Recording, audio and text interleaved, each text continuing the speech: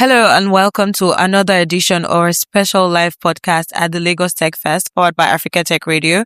My name is Mide Daniel and today we're talking to some of the brilliant people that are making things happen in tech across Africa. Hello and welcome. Hi, Please introduce yourself and what do you do? I'm Tayo Babatunde. I'm the CEO for Radiant Money, and Radiant Money is a cross-border payment application platform. Oh, great. So please tell us more about Radiant Money and what problem are you trying to solve? Radiant Money has been in business in the United Kingdom since 2017.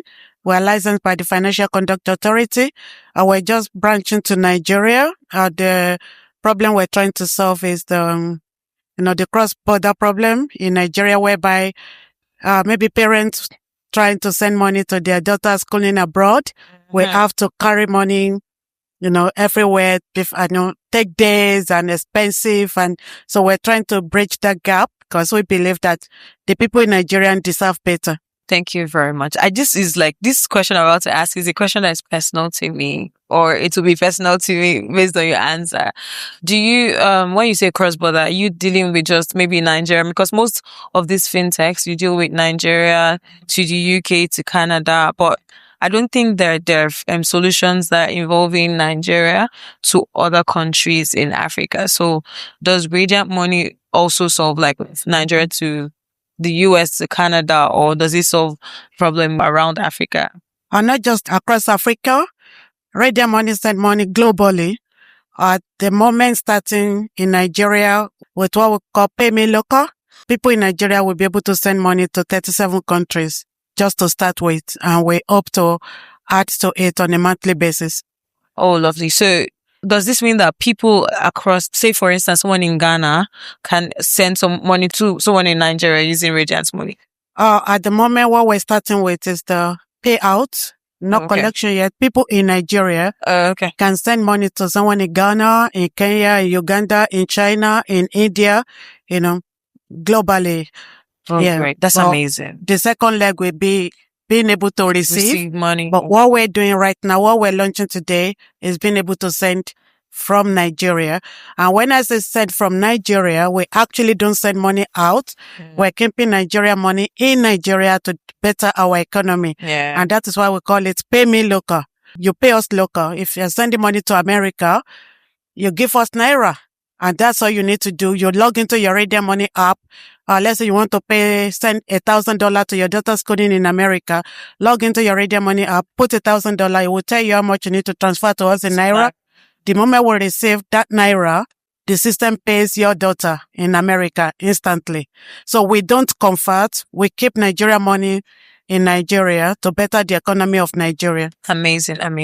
Looking at the field that you are, which is cross-border payments, in say 10 years across Africa, what do you see changing for cross-border payments in 10 years? And what do you see staying the same? Well, what I say changing globally, but not much changes is happening in Nigeria and Africa at large, is the fact that most of these things still depend on the way the traditional banks does it.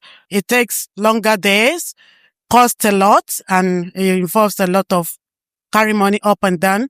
So they're still very much the same across Africa. And that is the gap we are trying to bridge to make it easy for people to transact globally with ease and with speed without having to wait for days, and having to pay too much fee and, have to risk your money to go and change somewhere and go and your bank send it for you. So we're trying to, it has changed. All these things are happening in the developed countries, but here in Africa, we're still a bit behind, and that's what we're hoping to be able to, do our little bit. So yes, that's what's we're hoping to change. But what do you think that should not even change? What do you think should stay the same in terms of technology? What should stay the same in terms of technology? When it comes to the cross-border payment, what should stay the same should be the compliance side of things. Even that needs to improve anyway. The way we do it needs to improve. I don't know. I can't see what shouldn't improve.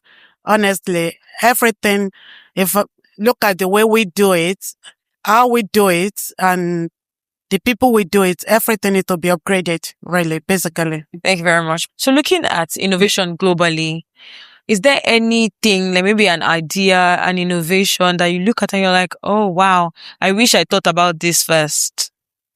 Yes. In our UK business, we work with partners. I mean, in cross-border payments, you can't do it alone. You have to work with partners. And one of the major partners we work with, they actually started after we started, because we got our first license in the UK since 2017. This partner actually started after we were licensed, but the approach they used, it made them connected globally. So I was not thinking that, oh my God, I wish I've taken this approach. I wish, so, and the truth of the matter is what we're looking at that is, so wow, at the moment, before you know it, in 2-3 years time, it will have changed again. Yeah. We're in an era where nothing stays the same. So we need to think fast. We need to think smart, and we just need to innovate. Nothing stays. What is so new and so good and so important today, give it 2 years. Somebody has thought of something, and what is so special now becomes ordinary. It becomes common. Sure. Yeah. So finally, what are you most excited for the future of tech in Africa? Honestly speaking, looking at the way young people are into tech, it's so encouraging. I will consider myself an old school when I see some of these young people and what they're doing and how brilliant the young Nigerian guys are. I mean, the UK, our business operates in the UK, but if I tell you 99.9% of our engineers that are building a platform, they are from Nigeria. So the brain is there, the skill, raw skill, but what is lacking is the enabling environment. These guys are brilliant, and it's so promising for us as a nation. That means we can build anything. If only we can support. There's a lot of young minds, brilliant minds. It doesn't matter if I take this business. The plan is to take it global. I'm not going to hire Oyinbo to build my app, because we have more than enough brain here in Nigeria. Anything, whatever you want to build, we have more than enough brain. And that is resources that you can trade with. And I just pray that, I don't know how to put it, how we can develop this raw brain, possessed by our young people to make the country better, because they are the future of the nation, and they have what it takes. Thank you very much, Ma. That is all. Thank you. Thank you for taking your time out to speak to us. Okay. And thank you for listening to another episode of our special live podcast at Lagos Tech Fest, powered by Africa Tech Radio. My name is Mide Daniel, and do not forget to like this podcast, share it to everybody that needs to listen to it. Follow us on all our social media platforms, and I'll see you later. Bye.